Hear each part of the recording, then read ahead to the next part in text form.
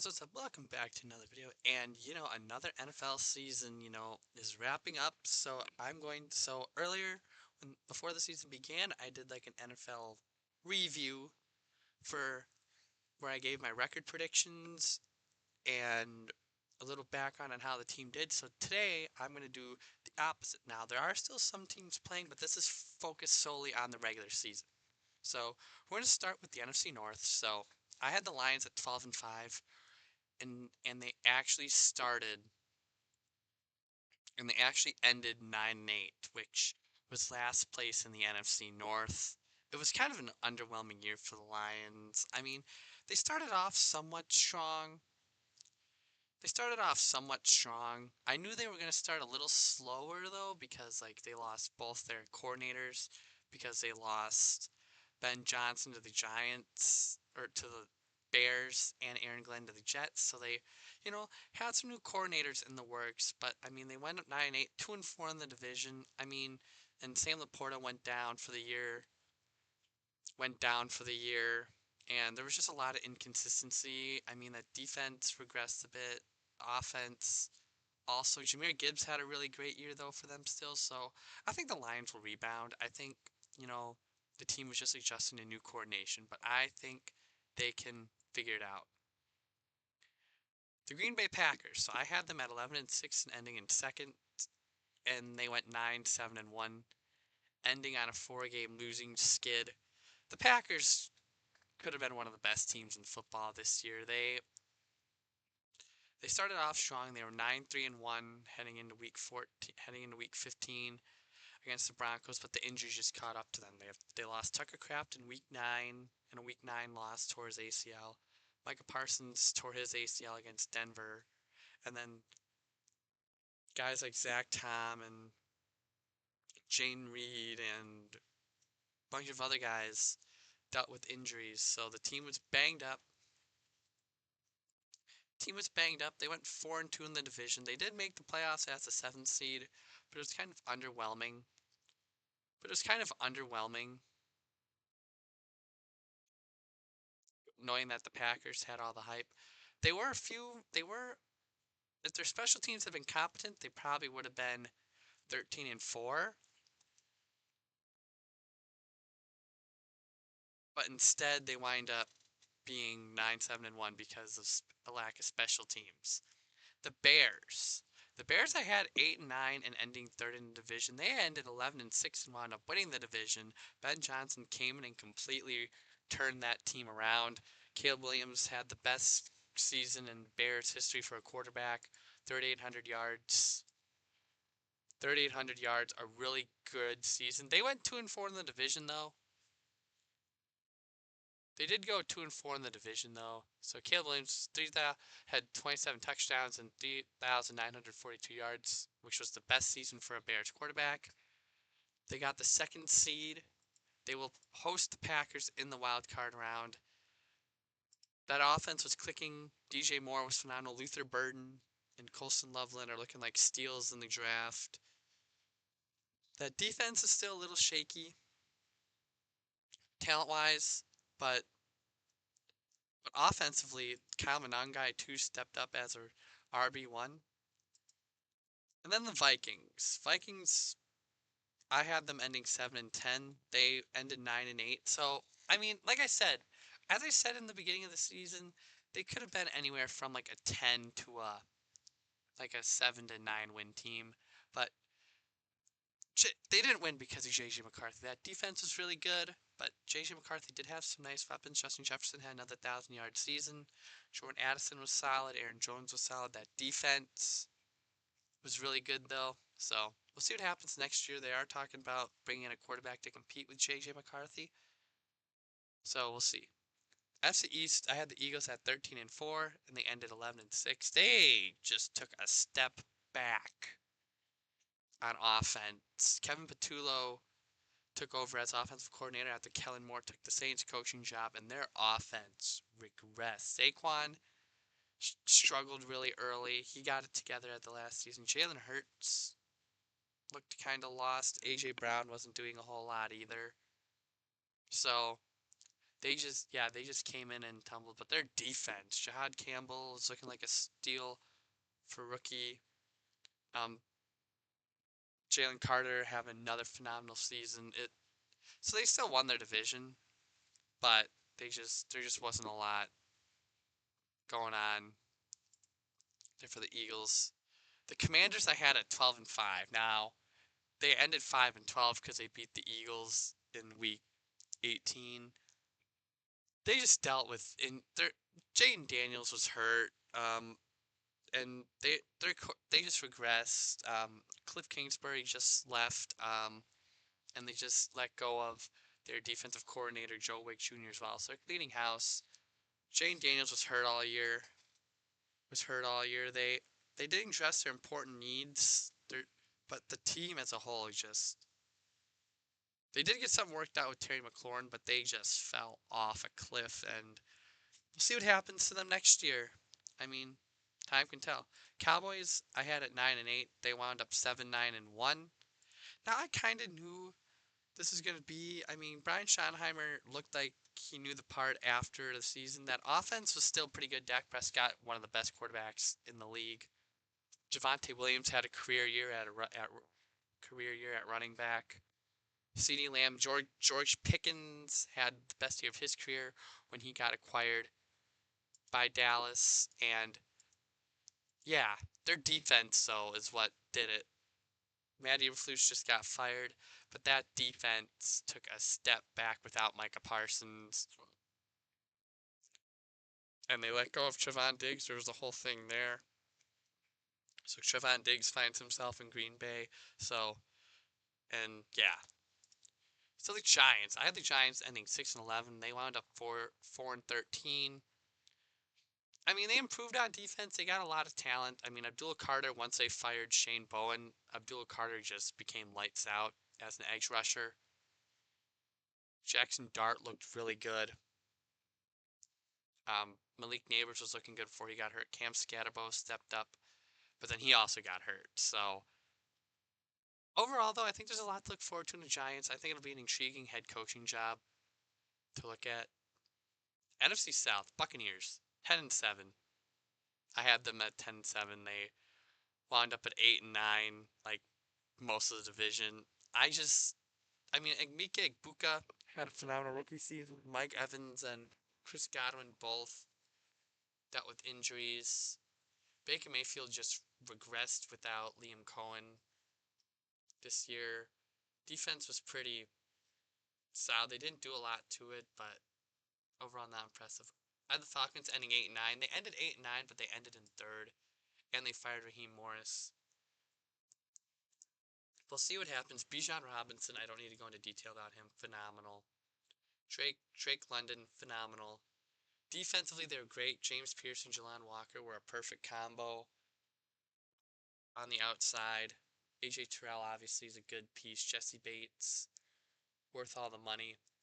Kirk Cousins took over for Michael Penix after Penix got hurt and looked solid. So we'll see what happens. Raheem Morris got there. Atlanta's cleaning house. CEO was fired. GM was fired. Coach was fired. So we'll see what happens going forward. Panthers I had at 7-10 and ending third. They ended first at 8-9 and they get a home playoff game. So Bryce Young looked better. Was kind of shaky to start the year, but then as the season grew on, he got better. He got better. Still wasn't elite, but he played well enough to eliminate the idea of bust again. Rico Dowdle took over as that primary running back from Chuba Hubbard and had a phenomenal season. Tet McMillan had a solid rookie season. They improved their defense a bit, but I didn't think it was enough to make the playoffs. Actually, it wasn't, but they're 8-9 and they wound up making the playoffs. Saints I had at 3-14. They ended 6-11. They exceeded my expectations by a lot. Chris Olave was pretty solid. Tyler Shook took over as quarterback one in like week 5 and in like week 8 or 9, and he went like 6-3 as a starter. So, or 5-4 as a starter. So really good season though for Tyler Shook. Saints, I mean, Alvin Kamara's there. We'll see how long it is with their pieces. They're still going to be like, they still have a tough cap situation, but, and they lack talent, but it was overall a good season for them. NFC West, I had the Rams ending first at 11-6. They ended 12-5 and in second. Still a playoff spot. I mean, like their defense, Byron Young, Kobe Turner, Jared Verse were phenomenal. Nate Landman came in and showed up. Secondary was kind of their weakness, so uh, they Devontae Adams was phenomenal in the red zone, led the league with 14 touchdowns. Matthew Stafford is probably winning MVP. Super Bowl is still a real possibility for this crew, and yeah, Seahawks I had at 9-8. They actually wound up 14-3 and won the division and got the number one seed in the NFC. So Sam Darnold was mostly consistent. He had a few flaws, but for the most part, he was consistent. JSN was phenomenal. Had a phenomenal rookie year. And yeah, things we'll see if Seattle makes a run. Cardinals I had at 8-9. They 3-14. Team was just terrible. They fired Jonathan Gannon. Kyler Murray's probably gone. Mike Wilson stepped up, but there really wasn't a lot of pluses. So did Willie Johnson. 49ers I had at 8-9, but they ended 12-5. Brock Purdy, pretty good. Dealt with injuries. Mac Jones came in and did fine. A lot of the offense dealt with injuries, so the fact that they went 12-5 was still pretty nice. And I think there's a lot to look forward to, though, for San Francisco. They're the sixth seed in the playoffs. They did pretty solid. And yeah. So moving over to the AFC. AFC North, I had the Ravens ending 13-4. They actually ended 8-9. They just dealt with injuries. Lamar Jackson was out for a bit, and their defense took a major step back. They had stuff with Jair Alexander, who he got traded to the Eagles and stuff. And yeah, Bengals I had at 11-6. I thought their offense was going to carry them, but they ended 6-11. Joe Burrow missed a good chunk of the season, and when he came back, the team just still couldn't get it together. They Their defense was bad once again, so not much to say. Steelers, I had a 10-7 and ending third, but they won the division.